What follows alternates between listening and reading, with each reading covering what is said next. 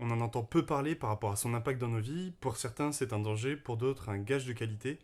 Toujours est-il qu'elle a un poids considérable. Aujourd'hui, on parle de... On dit souvent que le propre d'un média, c'est d'être neutre et impartial.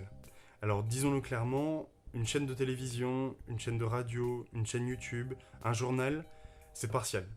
Et c'est partial tout simplement parce que les gens qui gèrent et qui alimentent ces médias-là ne sont pas des robots. Ils ont un cerveau, donc ils ont un avis. Sur l'échiquier politique, on peut positionner tous les médias. Pour prendre quelques exemples, le Canard enchaîné est situé clairement à gauche, tandis qu'on aura France Inter ou Libération qui sont à gauche.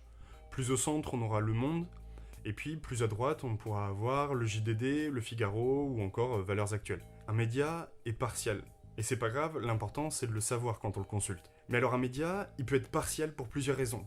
La première, c'est que la ligne éditoriale peut influencer l'angle d'écriture.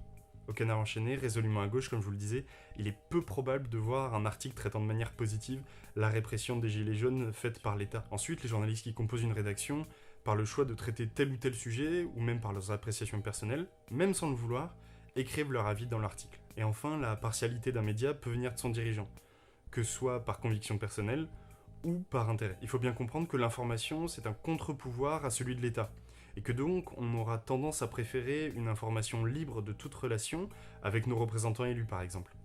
Ça, c'est une fiche du monde diplomatique et de l'Acrimed, Action Critique Média, un observatoire médiatique. Cette infographie compile qui possède quoi en termes de médias. Et ça, ces bras gigantesques partant d'un tout petit corps, c'est ce qu'on surnomme la pieuvre médiatique. Sur cette base, on va essayer de voir qui a des relations avec nos représentants. On peut commencer avec Bernard Arnault. En 1996, Bernard Arnault, patron du Parisien, des Échos, etc., et Martin Bouygues, notamment patron de TF1, sont des témoins du mariage de Nicolas Sarkozy et de Cécilia Sarkozy. Il fait même partie des invités aux Fouquet's le soir de l'élection présidentielle de 2007. Xavier Niel, lui, est coactionnaire du Monde et de l'Obs, et beau-fils de Bernard Arnault. C'est aussi un proche de François Hollande, puis d'Emmanuel Macron. En juin 2011, il dit « Quand les journalistes m'emmerdent, je prends une participation dans leur canard, et après, ils me foutent la paix. » Serge Dassault était sénateur et propriétaire du Figaro. Vincent Bolloré, propriétaire de Canal+, et d'ITélé, entre autres, était proche de Nicolas Sarkozy, puisqu'en 2007, il en vient même à lui prêter son yacht. François-Henri Pinault, ami proche de l'ex-président Jacques Chirac. Arnaud Lagardère, propriétaire du JDD, de Elle ou encore de Paris Match. Il est connu pour être intervenu à plusieurs reprises dans le processus d'information, comme en 2015 où il a donné un avertissement à son rédacteur en chef pour avoir fait une une trop empathique à l'égard de Marine Le Pen. Je vous laisse cette infographie en description si vous voulez en apprendre plus, que je vous conseille.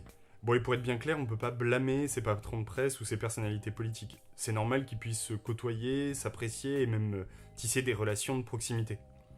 Mais ça pose une question sur une séparation des pouvoirs. Comment affirmer une pluralité des médias si un bon nombre appartient à un petit groupe? Est-ce qu'il n'y a pas des risques de conflit d'intérêts?